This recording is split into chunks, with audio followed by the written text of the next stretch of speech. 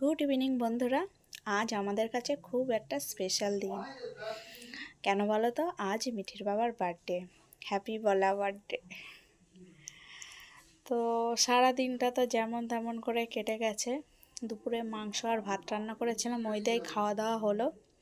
বাড়ির একটু কাজ হচ্ছে, এই দেখো আমাদের ঘরের ওখানে ফুটো করা হয়ে গেছে। অন্যদিন শেয়ার করব যে আমাদের বাড়ি কি কাজ হচ্ছে। তো সেরকম কিছুই আয়োজন হয়নি, ঠিক আছে। দুপুরবেলা তো মাংস ভাত খেয়ে কেটে গেল। আর এখন গেছে মিঠি বাজারে ওর স্কুল ব্যাগ কিনতে। তো আমি 200 টাকা দিলাম, তো বললাম যা একটা কেক নিয়ে আয়।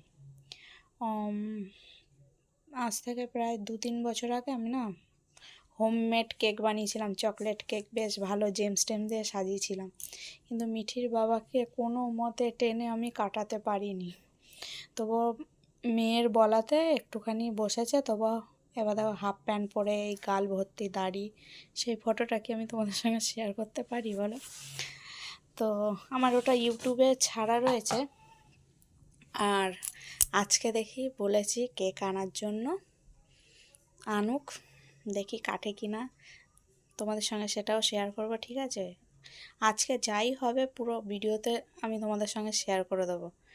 রাগ করলে সেটাও শেয়ার করব, বকাঝকা করলে সেটাও শেয়ার করব, ঠিক আছে। তো মিঠির বাবা গঙ্গার ধারে গেছে, আসুক, ঠিক আছে, কেক আনুক, তারপরে তোমাদের সঙ্গে আবার কথা হবে। মিঠি ব্যাগ কিনে নিয়ে চলে এসেছে, দেখো।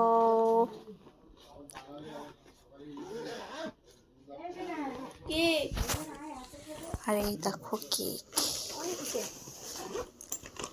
ওই তো ওই গুড্ডু কাকাদের সঙ্গে বলছে বাবার জন্মদিন কেক কিনতে। তো মিঠির বাবা এখন বাড়ি নেই, আসুক, ঠিক আছে।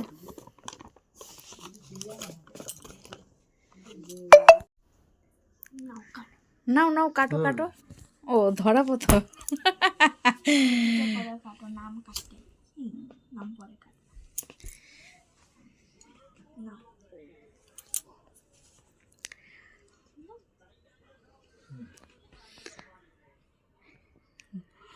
Happy birthday to you, happy birthday to you, happy birthday to you. Jatin Mondal, আমাকে খাওয়াও। কেমন করে খাচ্ছে? ও দেখ শর্টকাটে নিয়ে যাবে একটু।